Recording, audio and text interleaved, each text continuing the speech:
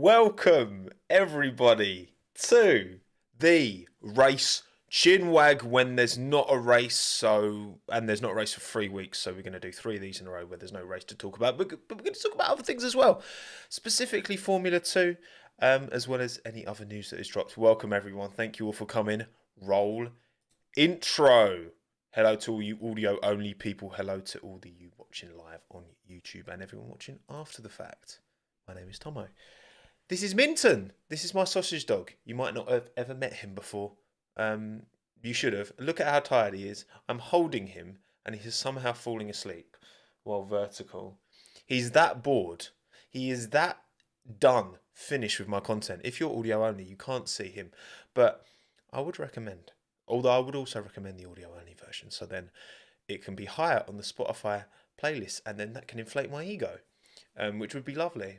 But thank you all for coming. Thank you all for taking the time. Hello, Shanky, Godzilla, Lawrence, Samero, Elliot, Geordie, Rasmus, Ambered, Shane, Lecanio, April, Jamie, the racing guy, TJ, Sam, Neo, Sonny, Lost Charmander, Pablo, Farouk, Tub, Dylan, Ebby, Richard, Tyrrell, Sava, definitely not the FIA, Boogie, Galaxy, Mickey Mouse, Riyadh, McLaren fan, TV, big up. How we doing, boys? How we doing? Eat my head. Hope you're well. Right. Let's talk about it, shall we? Let's talk a little bit about Formula 2. Right? We're gonna change tone from the typical. We will touch on F1 news because there has been a little bit of news knocking about. But again, we've got 3 whole weekends with no F1. And I haven't really covered the F2 properly this year, but the good thing with F2 is that for every round you get 2 races, you get the sprint, you get the feature for every round in Formula 2. So there's 28 in total, a lot more to look at. Thank you, C, for the €10. Give us your pit stop boy's opinion, or we riot. I don't know what you're talking about. Or the Supermax song. Pit Stop Boys. Mux. Love it. Banger. And they did the Let's Go Lando song. That was a really good song as well. Right, okay, cool. Let's do it. Let's go. Right, overlays. Boom. F2 driver standings. As we stand, 6 rounds of 28 complete in 2023. Ayumu Owasa leads the way, 58 points ahead of Tao Pocher on 50, Frederick Vesti on 42, Ralph Boschong, 33, Brother Leclerc, Arthur Leclerc on 33 as well, Jehan Daruvala, 32, Dennis Hauger, 30, Zane Maloney, 29, is getting tight little gaps, Kushmani, 26, Richard Verschoor, 25, Jack Doohan, 24, I think I know every F2 driver's first name as well. Victor Mata, P12, only 17 points on the board, which should be a lot more because he's put on some pretty decent performances so far.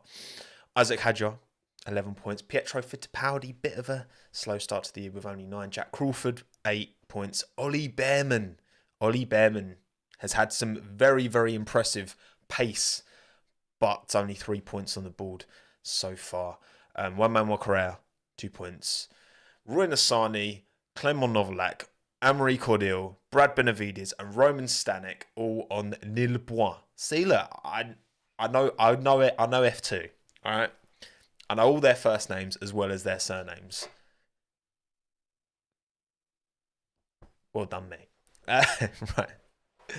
So yeah, today I wanted to sell the series because I know a lot of you, obviously you're all here first and foremost for the Formula 1, as am I, but Formula 2, and I think it's even more prominent when the F1 season is a little bit predictable, which obviously with Red Bull's dominance, with their dominant package with Max Verstappen at the wheel, it does look quite inevitable. However, F2 is always there to deliver. Well, it's not there every weekend. Again, 28 rounds. So they'll be there for 19 of the 23 rounds this year.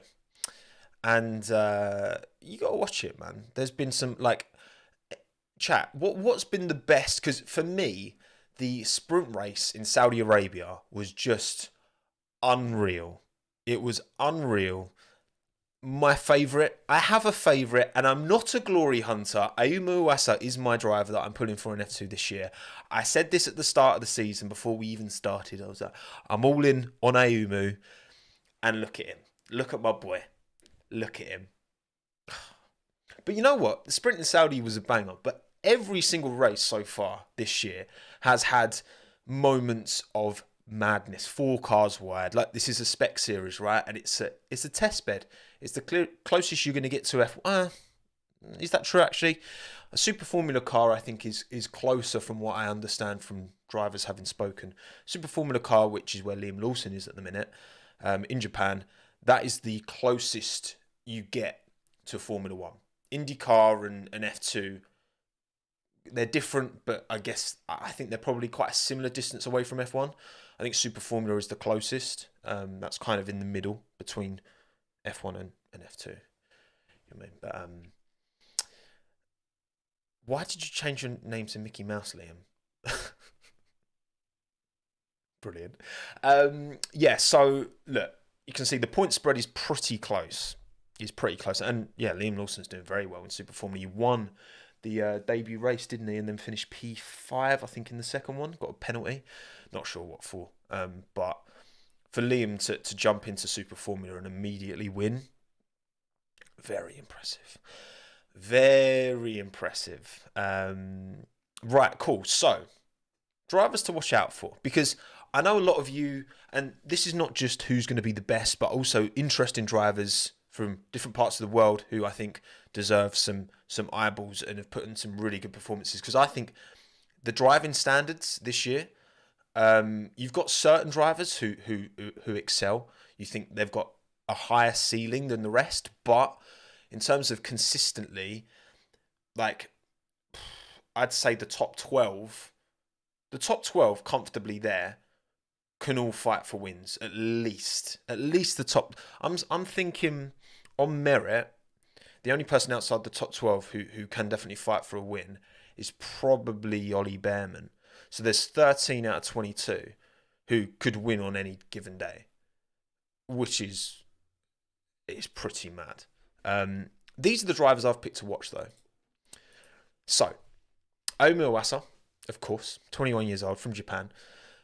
2 wins, the only driver to win more than one race. So there's been 6 rounds. We've had 5 different winners.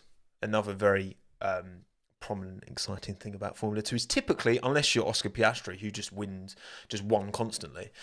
Ayumu's got to be one to watch, right? He had a very strong tail end of last season, which got my vote. That's what kind of converted me to Ayumism. This is my new religion, Ayumism.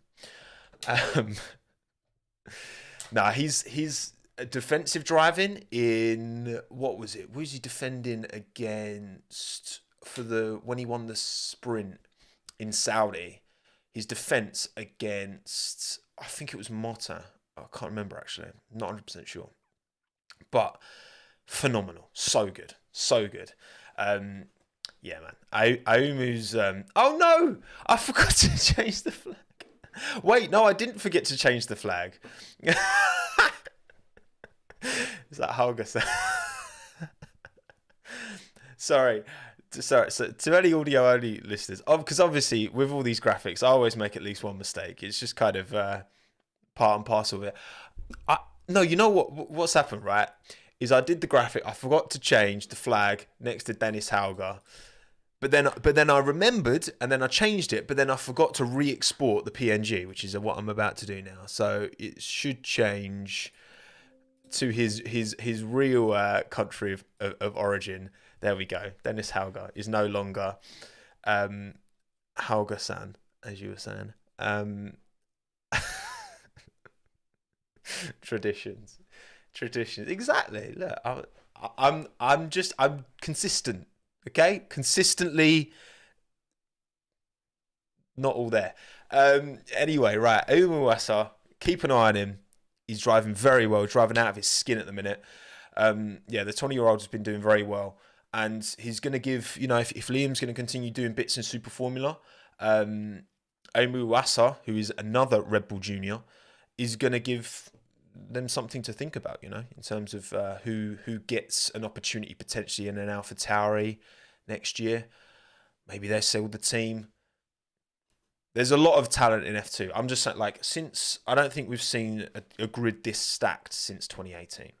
2018 is the season that's often lauded. Even then, I would maybe argue that actually there's more drivers this year than in 2018 who can win on pace, which is pretty phenomenal. Thank you, Matthew, for the £2, by the way. Can Jamie Chadwick get to F1 through IndyCar? Yeah, Jamie Chadwick is over in the States doing Indy Lights, I believe. Look, it's a huge ask for Jamie to be able to get to F1, as it is for any junior driver to get to F1. It's not just about the talent, it's about right place, right time. She's obviously got the support of Williams. Do I honestly see Jamie making it to F1? If I had to gamble on it, I would say no. But Indy Lights gives her a great opportunity to showcase what her pace is relative to a kind of mixed gender field.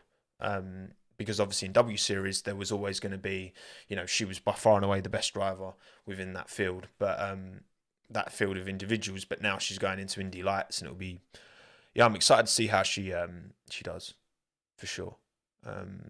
And yeah, I think Jamie making Indy is way more realistic than her making F1, to be honest. Which would be great. I mean, you can have a fantastic career in IndyCar, and she's still super young, so she's got time to make the IndyCar dream happen. I don't think F1's going to happen, but I hope to be proven wrong. That would be lovely to see. Of course, Tao Pourchaire is a driver to watch now. Tao Pourchaire is and Liam Lawson's F1 dream is definitely not over. No, Liam's definitely in for a shot. I mean, Liam's still only 20. Is he 21 or 22? I think he might be 22.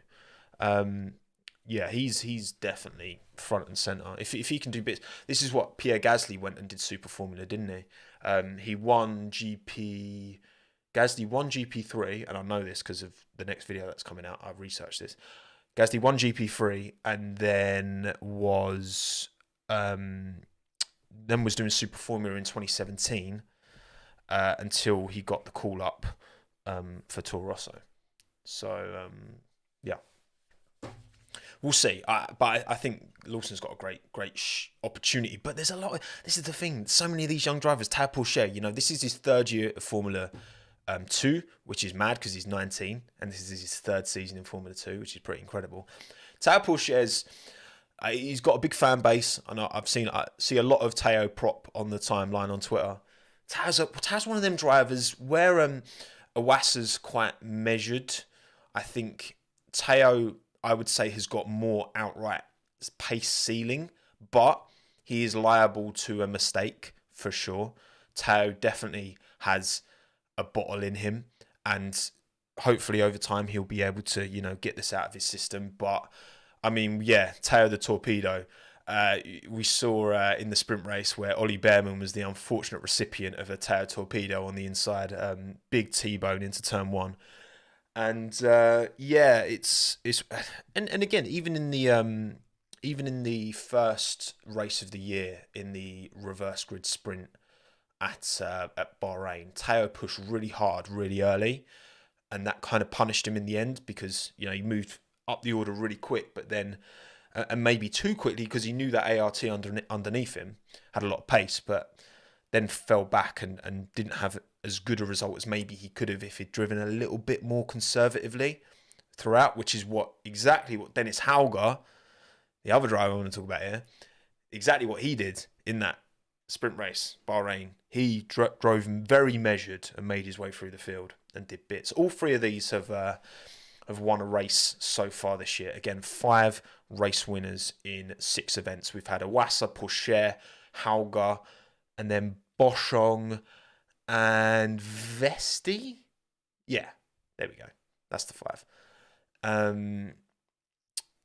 Yeah, so Dennis Hauger did bits, right? And Dennis is in an MP. They're all in different teams as well. So you've got Dennis Hauger's in an MP with Jehan Daravala as teammate. Tao Pourchaires in a ART with Victor Martin, and then Awassa is in a DAMS alongside Arthur Leclerc.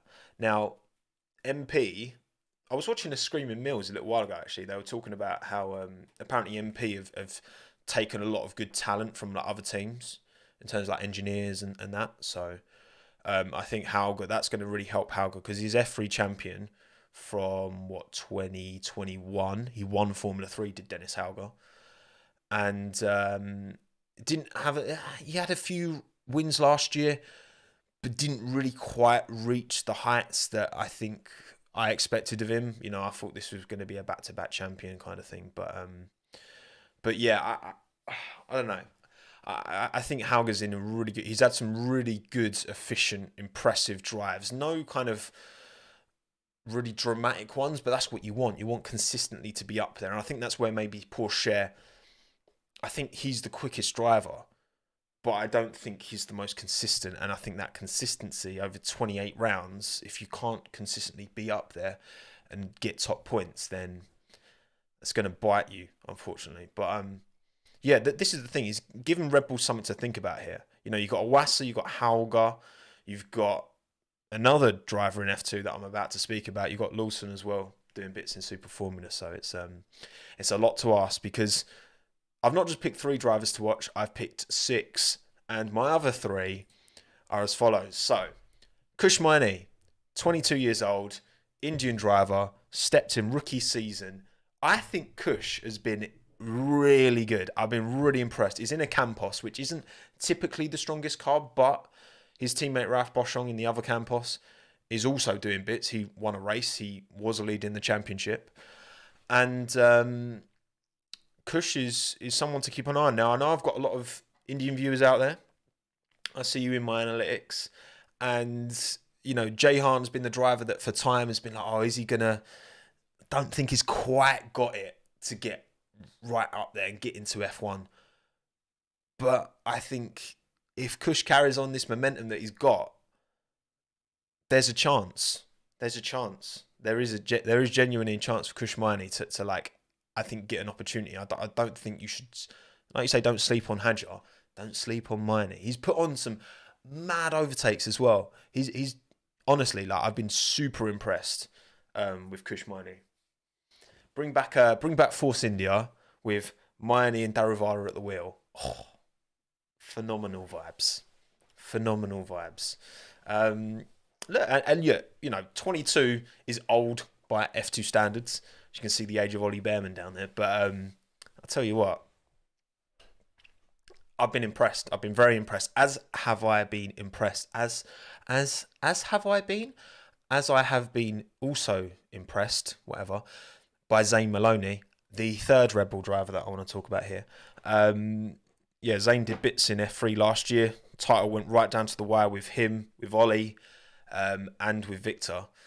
And look, Zane's been very good. Like, anyone who jumps into an F2 car quickly, having never really driven it before and doing well, you know, and Zane, drove through from P18 to the podium? Was it in Bahrain? In the feature? Like, Zane's got pace, man. Zane's got pace. The kid's quick. And again, only 19 years of age as well. Same age as Tao Pourchaire. But seems to have somewhat hit the ground running for sure. Again, just needs to build that consistency in. I think that's where I look at a driver like Awassa. I look at a driver like Hauger. And I feel like because they've got that season under their belt, they should be able to deliver a little bit more consistency, whereas these 3 won't quite have that consistency, I think, to maybe be up there all the time. But on pace, they're all good enough to win races, I think, for sure. Because then Ollie Behrman, who I've put in there, you know, in part because, I mean, again, you look at the driver standings and he's down in P16 with just 3 points on the board, but he's already got a pole position. He got harpooned by Porsche, which wasn't his fault. He also made some big mistakes. He's made his own fair share of errors, Ollie. He's only 17, though. He's 17 years of age, and he's already demonstrating enough pace to get a pole positions. Pole positions? Get a pole position. Learn to talk, man. Get a pole position on his debut season. That's pretty mad. Like, I've been really impressed with Ollie. I think he's positioned well to do bits this year, and I don't think he'll win the title, but I think he'll do enough to build, and then next season he'll be onto a good thing. I think he got pole in Saudi, didn't he? I'm pretty certain he got pole at Saudi in the feature, and then he was defending, fell back, made some mistakes. That was more his own doing in the feature. He got harpooned by Porsche in the sprint, but then he messed up himself in the feature. So yeah, that's the way I see it anyway. And look, obviously there's Vesti right up there. He's a Mercedes junior. He's had a good couple of years, I think, in F2, isn't he? Pretty sure he's had 2 seasons in F2. Boschong's been there for a long time, finally got a win. Arthur Leclerc, I don't think Leclerc's got the outright pace. He's been quite consistent points-wise, but I just don't think he's going to have enough to take it to the rest, personally. Obviously, Victor Martin, who, he's in that ART, which seems to be a bit of a weapon. So I think you can't write Victor Martin out at all. F3 champion from last year as well. He did make a city, but you've got to, this is what I love about F2. It is kind of a proving ground, and you see these drivers make mistakes, but you see these drivers grow as well and learn from them, and you have to make your mistakes in junior formulas to learn from, to then improve you as a driver, right? Thank you, definitely not the FI for the 499, by the way. I feel bad for Ollie because look at Teo in his debut season of F2. 17 years of age, pole, and win at Monaco, and then win at Monza. Yeah, I mean, look, the standings don't reflect the pace that he's had. But again, it's part of the learning process. If Ollie has a really difficult season, which it has not been a great first 6 rounds in terms of points at all, but the points have been there. If he has a very unlucky first season, part of what makes this is very overarching, right? It's not failing. It's how you bounce back from failures, because life is full of failing. You'll fail at things all the time. It's not a dirty word. It's not a bad word. Like, he's made his own mistakes. He's been unlucky, but it's the way he bounces back that will determine whether he's got the minerals to get to F1 ultimately. Because Ollie's a Ferrari Driver Academy driver. You've got a lot of these. So Iwasa is Red Bull, Porsche Sauber, which is an interesting one. Vesti's Mercedes, Boschong isn't with anyone, and then Leclerc is Ferrari. Daravala's not with anyone anymore. Daravala used to be Red Bull, didn't he? But I think he's got dropped from Red Bull. Hauger's Red Bull, Maloney's Red Bull. Mine is not with anyone, I don't think. Neither is for sure. Doohan's Alpine. I've not even mentioned Jack Doohan. Jack Doohan, especially second half of last year, was probably the quickest driver in F2. Most consistent. Really good in the second half of last year. It's been a bit of a mixed bag for Jack, hasn't it? It's not been amazing from Jack Doohan, but he set very high expectations last year. He's still got 24 points on the board, which isn't bad at all. So yeah, exactly. It's been a bit of a stinky start for the season for Doohan, and maybe that's virtuosi. I don't know. I'd be surprised if you look at how Campos have jumped up. With the performances that Miney and Boschong have been putting on, for example, it used to be very much. This is something with F2 that's quite difficult for even me to understand fully. It's a spec series, okay? So everyone's got the same car, the same chassis, the same tyres, the same tyre allocation, all that. So you would think, oh, it's fine, everyone's the same, but it's not really the case. The more money you have, the more fresh components you can bring, for example, the more experience you have in your team, the more they can optimize setup, because setup does still make a massive difference. Just everyone having the same chassis and same Mechachrome engine does not guarantee that every single car will be on pace. I mean, you look at the ARTs in the first race at Bahrain, they were on another planet because they just were just dialed in and, you know, had everything exactly where it needed to be.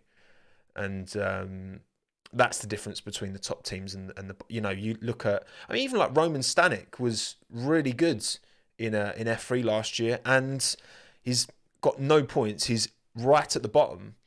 But I think Stanek will get some solid, good point scoring finishes this year. I think he's clear of, you know, Benavides I don't really know enough about. Cordeel's poor. Novalak Clemens never been able to get performance in these F2 cars for some reason, even though in F3 he was really good. Nassani's just missed you know, will be there forever. He'll be in F2 till he's 40, just being mid. And then, I mean, Correa's fantastic to see one Mel Correa back for sure, man. That's mad. But so much of the grid is race winning potential for sure, which is what makes this championship for me so exciting. If you're not watching F2 this year, then stop going out and having a social life. Stop, you know, being there for your. Just watch F2. Even just watch the highlights, okay? You don't have to watch practice. You don't have to watch. I mean, watch qualifying. Qualifying's always good fun because the gaps are just marginal, as you like.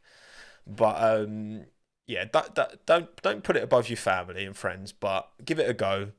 Keep an eye on these three: Umo Asseter, Porsche, Dennis Hauger. For me, these three and these three, Kushmani, Zane Maloney, Ollie Behrman, are the ones that I am keeping my closest eye on. But each their own. Each to their own. Oh, and by the way, in case I didn't, well, I know I didn't remind you. Don't forget to check out this podcast on all good audio only platforms. I will upload this as audio only afterwards. So for your ears, we've almost 2,000 people downloaded the last. Actually, let me check. I want to check. I'm gonna just. This is just self-indulgence now, okay? Because I'm just gonna check what how many downloads we got on the oh wow. Okay, we got on the Australian post-race Chinwag, we got 1,994. So we're only 6 downloads shy of 2K on the last one, which is pretty good because most of you watch on YouTube. But it's nice that, you know, I like to touch all bases, you know? That's a really weird thing to say. Is that the saying? Oh, anyway. Right, okay, cool. So, we've spent a good half hour talking about Formula 2. What else should we talk about? What other news has been doing the rounds? Because, well, I want to start by talking about, as the intro rolls once again, cover all bases. That's the one, Sava. Thank you. Not touch all bases. I want to talk about the sprint, which it seems all but confirmed. The fact that Sky Sports were talking about it on the podcast this week. The podcast that I was on last week with Ted, by the way. It's fun. Ted's really nice. Ted's, I mean, I didn't get much time with him, but he seemed really sound. And yeah, they were talking about the new revised format for sprint, which, well, look, let me explain it first so that everyone knows what's being proposed. So, currently, on a sprint weekend, we have Friday FP1, Friday qualifying, Saturday FP2, Saturday sprint race, and then the qualifying Friday sets the grid for the sprint race, and then sprint race finish sets the grid for the Sunday race. Boom. So, the alternative, which is being proposed, and apparently, according to Fred Vasseur, I think it was him who said, all the teams have approved it, is that still have FP1 on a Friday, still have still have qualifying on a Friday evening, afternoon, whatever. But that Friday qualifying does not set the grid for the sprint on Saturday.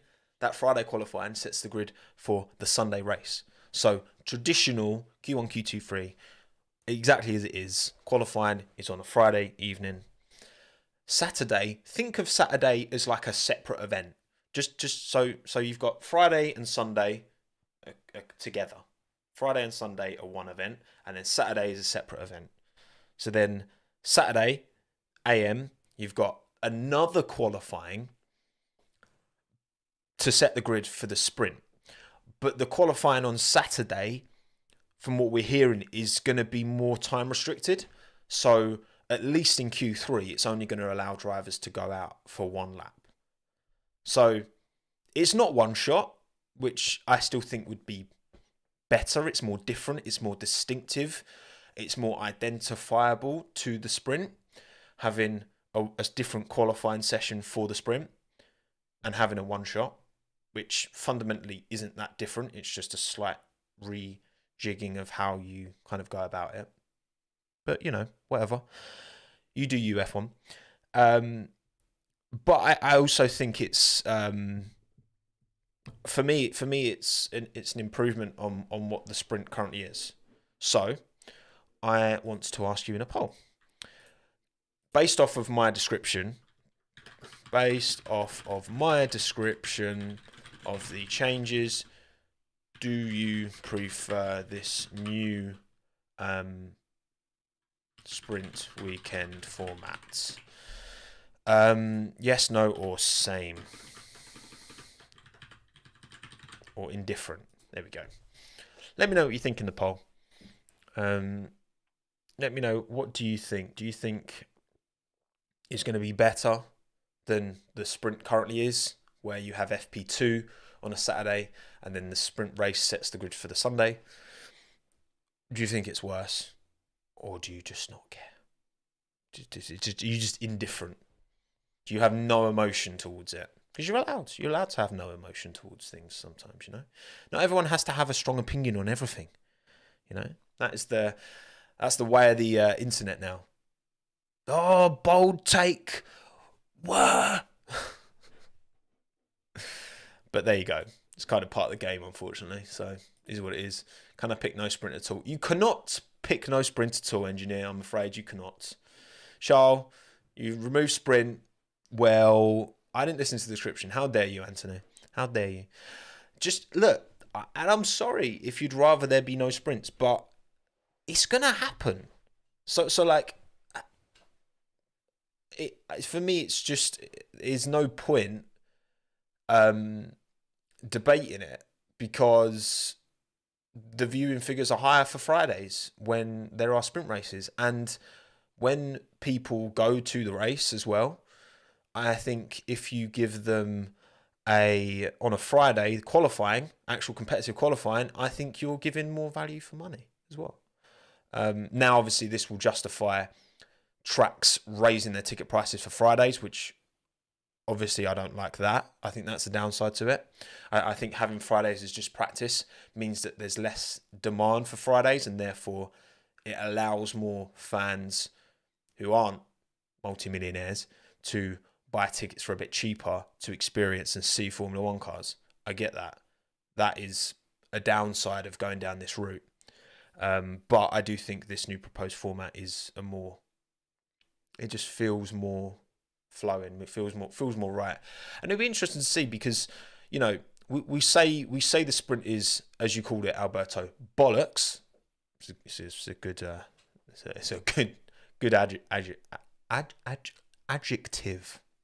adjective, whatever. But this new system does mean that on a Saturday sprint, you can definitely argue that the drivers will be more incentivized to push, because, well, and to be fair, I didn't really think that was a problem anyway, drivers pushing in the sprint. I think the drivers pushed anyway. You look at Fernando's sprint race in was it last year at Silverstone or the year before? Can't remember. Ridiculous, made up like 3-4 positions at the start. So I don't think that's a problem, but this does mean that, yeah, you can go you can go balls deep on the sprint without worrying about, messing up your starting position for Sunday. You can go all in on Saturday. If you crash out, okay, fine. The grid's already been set on Friday for the race. So yes, you lose out on points, but it's not as much. It's not as say you're pushing in the sprint for P9, right? Where you wouldn't even get a point for the sprint, and then you get taken out and you go all the way to the back. Well, if you hadn't got taken out, you would have started like P9 for the race and then maybe made up a couple of positions, and then you got a big point scoring haul. Whereas this way, again, because it's a totally isolated event almost, the Saturday, then you just go for it. If you end up shunting, if something happens, if something goes wrong, you can feel more emboldened to take those risky moves because you're not going to be punished for it by a lower grid position on Sunday. Now you say, Sakira, you say that trialing the F2 system. F2 system's an interesting one because, so in F2 you have qualifying on the Friday, and then the sprint is a reverse grid sprint, but it's only the top 10 that are reversed. The thing is, would teams like in F1 try and manipulate that?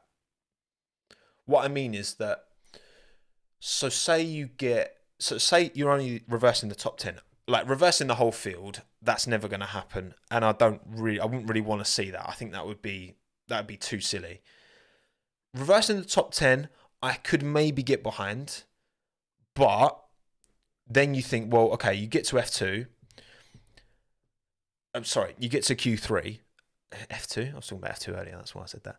You get to Q3, and then what happens? So the drivers, like in the Alpines and McLarens and whichever teams just squeeze through, do they all just not go out? And,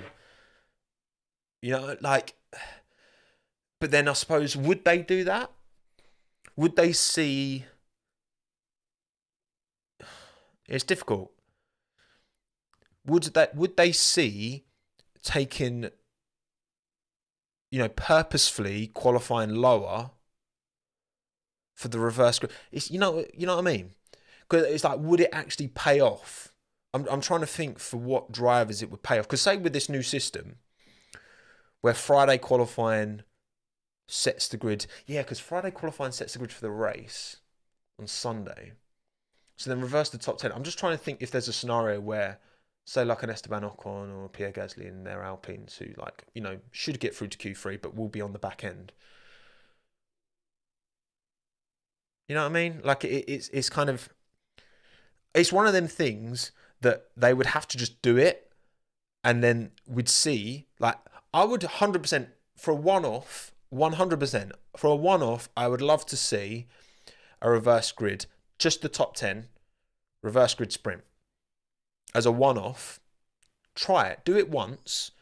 We'll see if the teams start doing some silliness.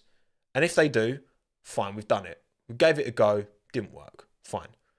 And I think, when Ross Brawn was in charge, he was saying he was quite open. And I think that's important, right? We can debate and we can hypothetically discuss these things as much as we like. But until we actually see it, and we get all these incredible minds that are in Formula One to look at it and be like, oh, can we actually try and manipulate this and faff about with it? Until we actually see it, then I'm not convinced it wouldn't be. I'm not convinced it wouldn't work. Gimmicks. That's when does a gimmick become a sprinklers on track gimmick? Yes, I think we can all agree with that. Reverse the top 10? Yes, somewhat, I guess. But then there's a lot of things you could call gimmicks. Like, having to run every tyre or having to run more than one tyre compound. Having to have a pit stop. Is that a gimmick? What if a team just wanted to go no pit stops to the end? And maybe it wouldn't work, Pranav. Maybe it wouldn't work. But I don't think we really know until we see it. And again, I'm up for trying these things out. That's all I'll say. Have a trailer. Is that a gimmick, Christopher? Having a trailer attached to the back of your car, is that a gimmick?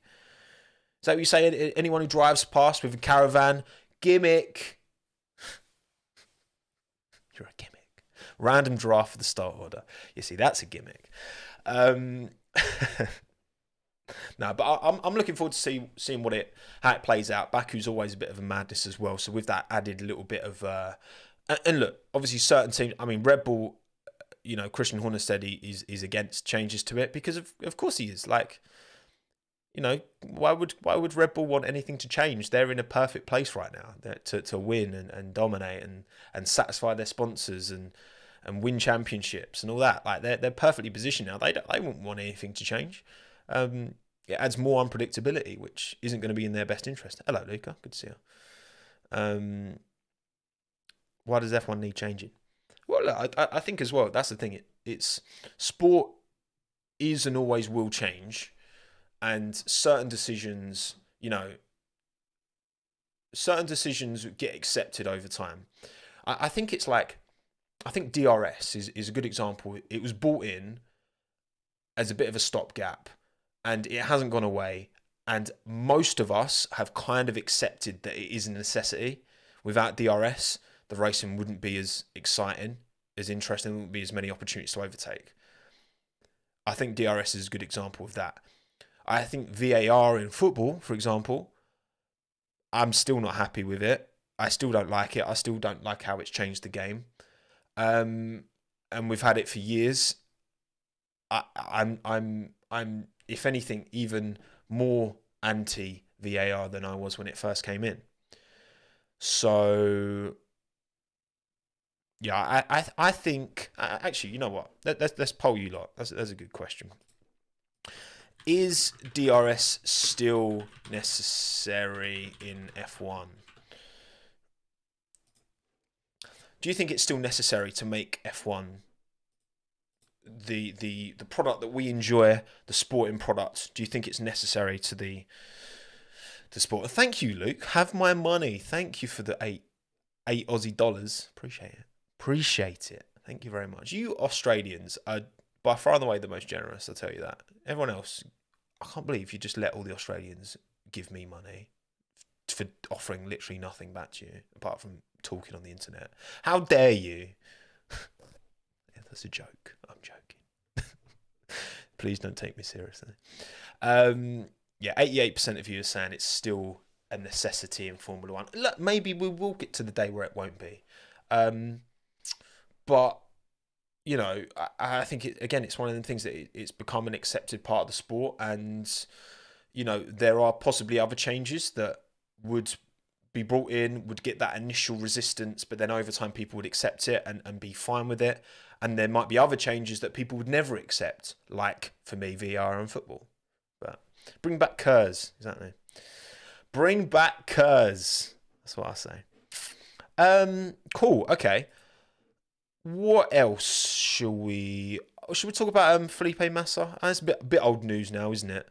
Bit old news is old Felipe ruffling some feathers by suggesting that he's looking into getting the 2008 World Championship result changed, or at least the result from the Singapore Grand Prix, which Fernando Alonso won because teammate Nelson Piquet Jr. crashed on purpose, which was orchestrated by Briatore and Pat Simmons. And apparently the FIA knew about it because this is what Bernie Ecclestone said in some interview or whatever. So it should have been over. It should have been, as far as he's concerned, the result should have been cancelled entirely, not even just Renault disqualified, but the whole result overturned. I mean, Felipe baby, stay cool. Jake, that is exactly what I thought when I read this. I was like, that's not very cool of you, Felipe. You need to stay cool, okay? And when I say cool, I mean temperature, That's quite a hot, spicy statement. It's not a cool, calm, chilled statement, is it? It's stupid that Massa's argument actually makes sense. Well, the thing is, right? The thing is, sporting decisions can be made after the fact to change, whether it's like driver penalties and all that, right? You know, you had Fernando getting his podium taken away and then given back and then taken or whatever. You just open up such a can of worms, because then all of a sudden, what about, you know, Senna Prost, when Senna got disqualified after Suzuka because he finished the race but cut the corner and blah, blah, blah. What about Damon Hill, Michael Schumacher in 94 when, you know, Schumacher quite clearly crashed into Hill on purpose and he got the title as a result. You know, there's all these instances in sport, and you go back through the history books of sport, and it doesn't matter. Again, I always reference the Thierry Henry handball against Ireland, where he quite clearly used his hand to keep the ball in, and then they scored, and then they got to the World Cup or whatever it was, and Ireland didn't. And it's like I get it. I get why Felipe's, you know, he sees Bernie making these comments. Problem is as well, you've got Max Mosley, who's head of FI at the time, Charlie Whiting, who was, you know, race director at the time. They're both, you know, no longer with us. So they can't, you know, a lot of it's kind of hearsay. And Bernie Ecclestone, Dunaf chat. He chats a lot of, doesn't he? Like, he does. Do I believe a word that comes out of that man's mouth? Not really. Maradona, hand of God, there you go. Prime example. Give us, and then what's the knock-on effect of that? The thing is, right, with this Singapore race, you know, it wasn't even the last race of the season.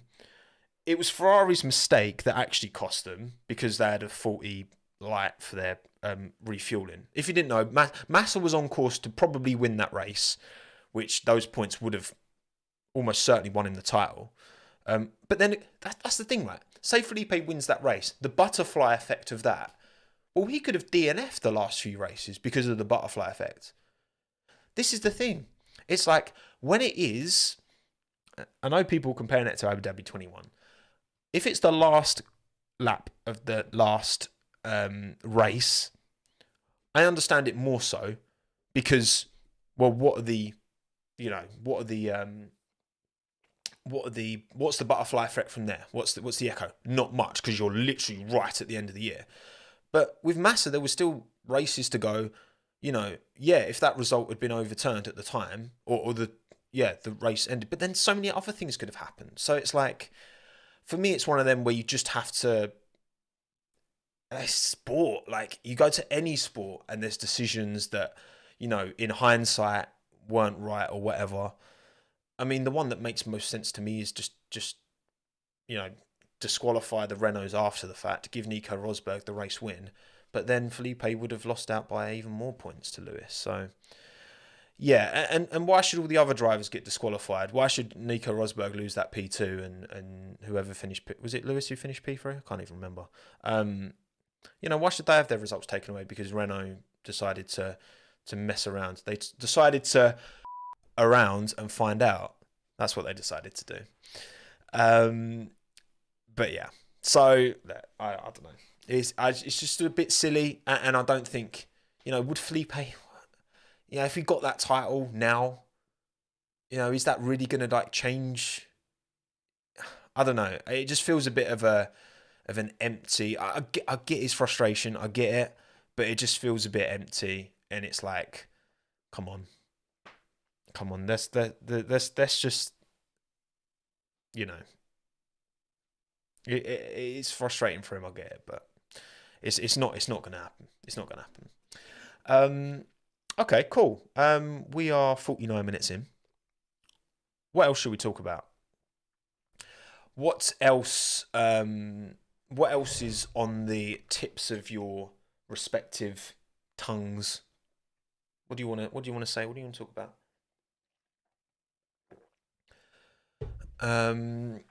Is Felipe really trying to change the result of the championship, or just trying to push for answers? Yeah, I mean, maybe the latter. He said money is not what he's motivated by, and I don't doubt that for a second.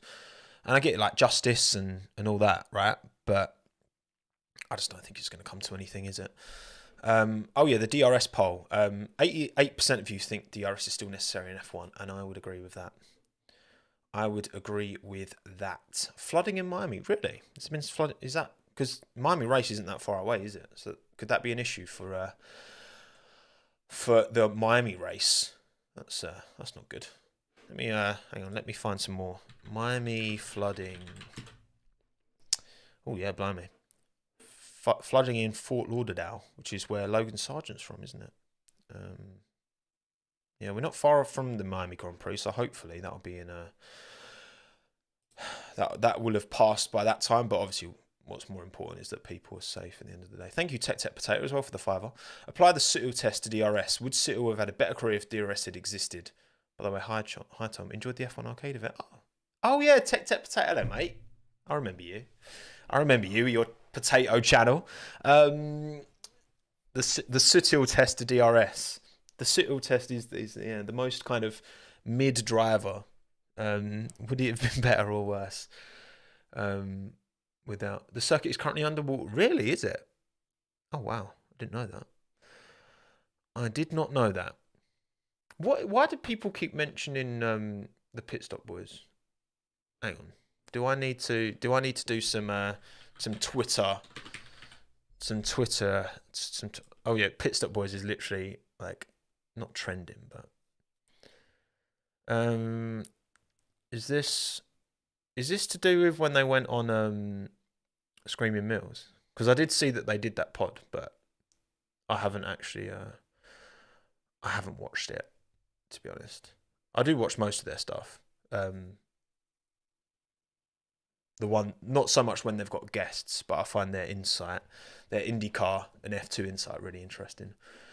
I mean, it's obviously it must be to do with them. Look, at the end of the day, right? And I've met Jake and Fab a couple of times actually. I met him at the F1 Arcade launch event briefly, and then at Matt and Tom's live show, they were there as well. And they're actually they're really sound lads, very easy to talk to, very chill. Oh, you've posted a link, Sava. I'm gonna open that up because oh wow, God, the flooding is bad. Hang on, let me sorry, I'll talk about that in a minute. Let me get screen share up, and yeah, look at that. That's what Sava's just shared. Cheers, Sava. That's the Miami Grand Prix track right now underwater. Jeez, I don't know what part of the track that is. Yeah, not good. Not what you want to see. Oh look, intro segments running again. No, I mean, to be honest, I don't really know what's going on with. I'm not going to add to the discourse if those boys are getting heat on Twitter. I'm not going to put my opinion in there where I don't even know what's been said. So I'll just hold off on that one. Thank you very much. At least the water is real. That's a good point. At least the water is now real. Very good point. Very good point. Oh yeah, F1 have signed a deal with Paramount Plus as well, which is like streaming service. So we could be seeing more DTS maybe. Well, yeah, we'll see. We will see. What else is there? Is there much?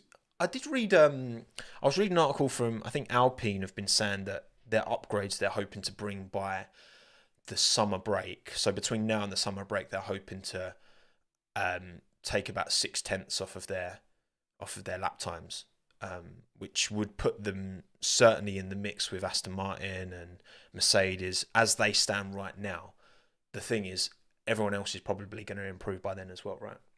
So it's going to be. So I think I'm going to sneeze. There's a sneeze.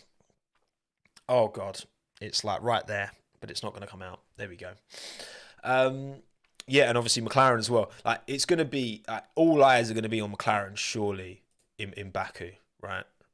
That's going to be the main focus. But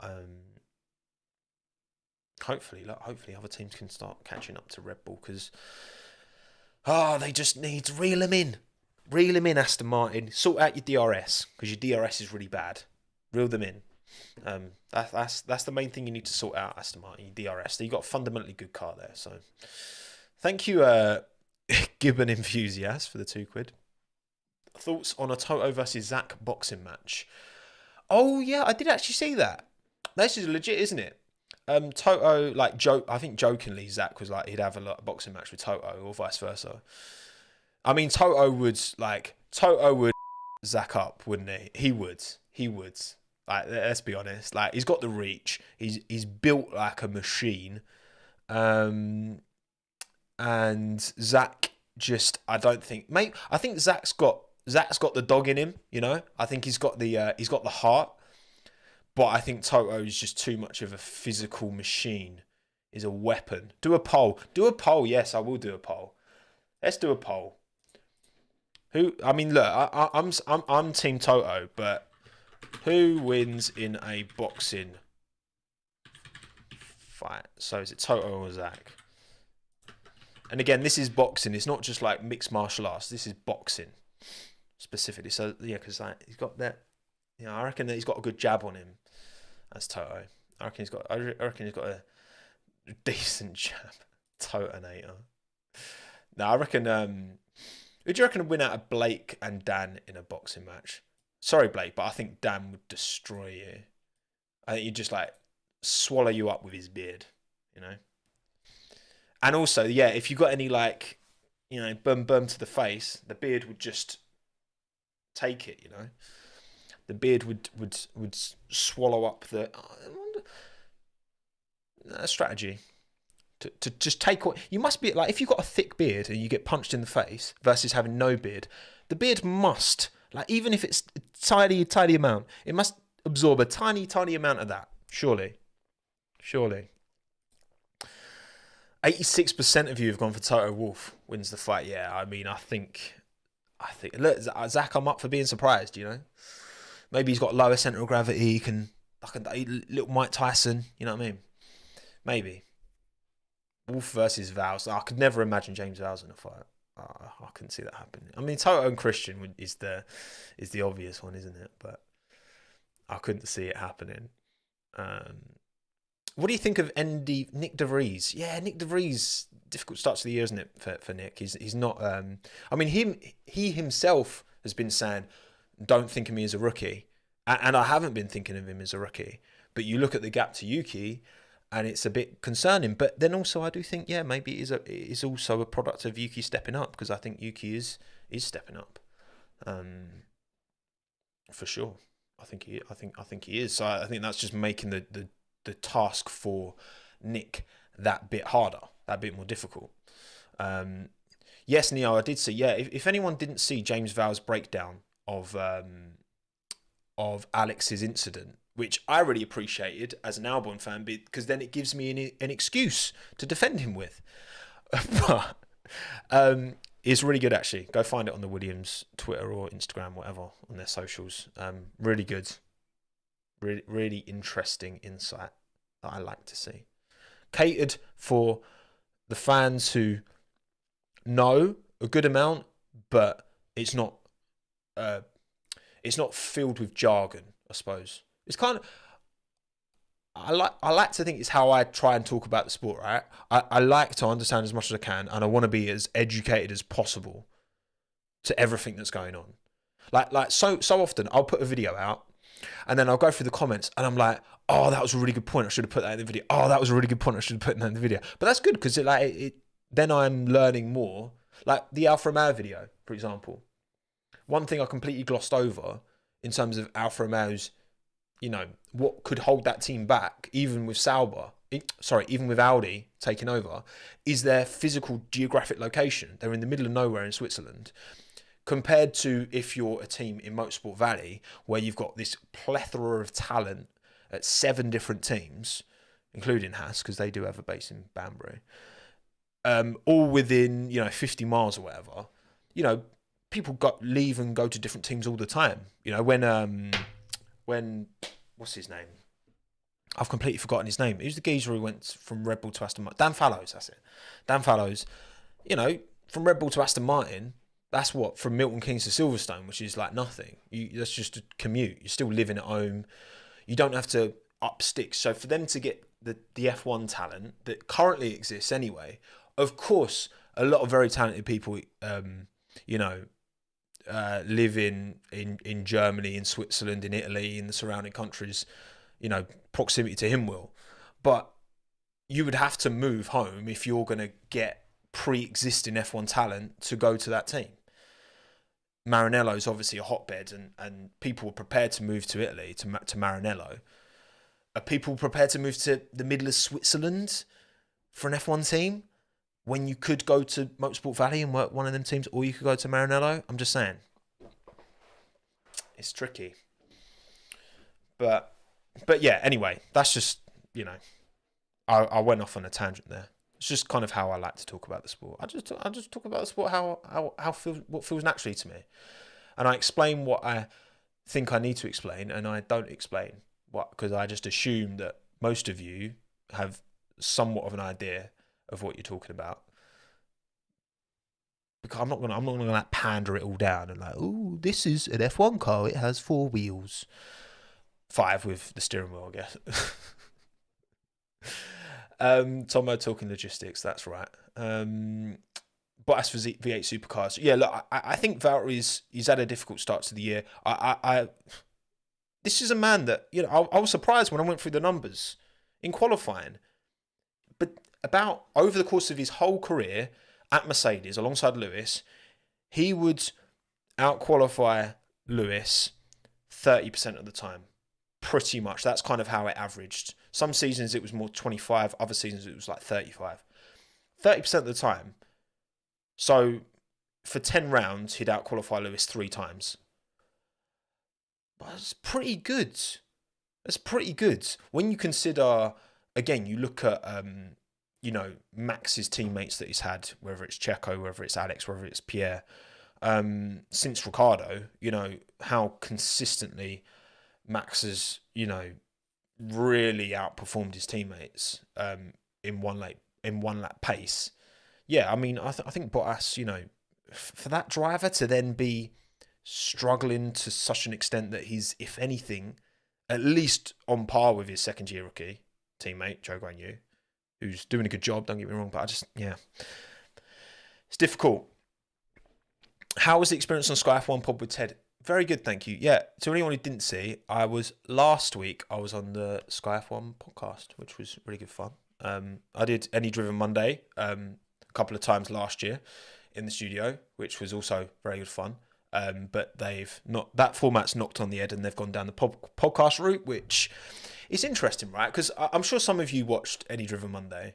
And if you've then also watched the podcast afterwards, fundamentally, the conversation that's going on, the things that are being talked about, the topics, the fact that you've got guests on and whatever, is not like fundamentally different, really, is it? It's just how it's packaged. And like, I think the podcast, like the packaging of the Sky F1 podcast versus what ADM was, the podcast is just so much like, yeah, it's just better and it's getting way more viewers, clearly, like, and it's doing a lot better. But it's just funny how just a little change in just how you package something can actually make a massive difference to how it's received, Did you steal Ted's notebook? I saw Ted's notebook in the flesh because he brought it with him. My notebook's up here. To be fair, it helps doing where I do last lap and then we do a podcast straight after. And then I did my live stream on the Monday. I've talked about the entire race to a camera twice. I've watched it through and then I've talked about it, recited it twice. So that then when we shot that on the Tuesday morning, it was all up here. So, yeah. Leclerc looks so done with Ferrari. Oh, he does, doesn't he, Lucas? He does. Although Leclerc versus entire Ferrari team boxing match, I would be up for that. I would be up. I'm sure, you know what? He wouldn't be against. I'm sure there'd be a lot of Ferrari personnel on Charles' side because they don't want to lose him. They know how good he is for sure, don't they? But yeah. TV format that doesn't work for YouTube. That's why I think that's a big part of it. Fish finger connoisseur. Formats that work here. Like imagine this stream. This was going out on telly live. like, I couldn't do polls. I couldn't see live chat. You know, like there's all these different. It wouldn't work. So if you're gonna have a one-way conversation, then yeah, it needs to be kind of formatted differently. But yeah, right. Okay, cool. I think I'm done now. Been going for an hour, 5 minutes. Thank you everyone who's turned up. Oh, mate, I tell you what, yeah, Sam Collins as a host would be. They are missing a trick, not putting Sam Collins as a host. I agree, Taylor. I agree. Yes, time for lunch. I'm actually going to treat myself to Weatherspoons. Sometimes when I finish doing a video or going, I just get this urge to go to a Weatherspoons just on my own and just get a nice cheap lunch with a cider on my own. And I think that's what I'm going to do today because I want to. Our thoughts on people going to Charles' house. Yeah, it's mad, isn't it? His address leaked and he's had fans, knobheads, turning up to his house saying, "Oh, give me an autograph, Charles." Off. That's what I say. Right, cool. Thank you all for checking it out. What am I saying? Thank you all for checking it out. Don't forget Shut up, idiot. Don't forget Sometimes I just say things and I'm like, what am I doing? Thank you for watching. Thank you for liking, which I'm sure you've already liked. But if you haven't liked on YouTube, then go and double check you have. And make sure you subscribed. Thank you to audio-only people.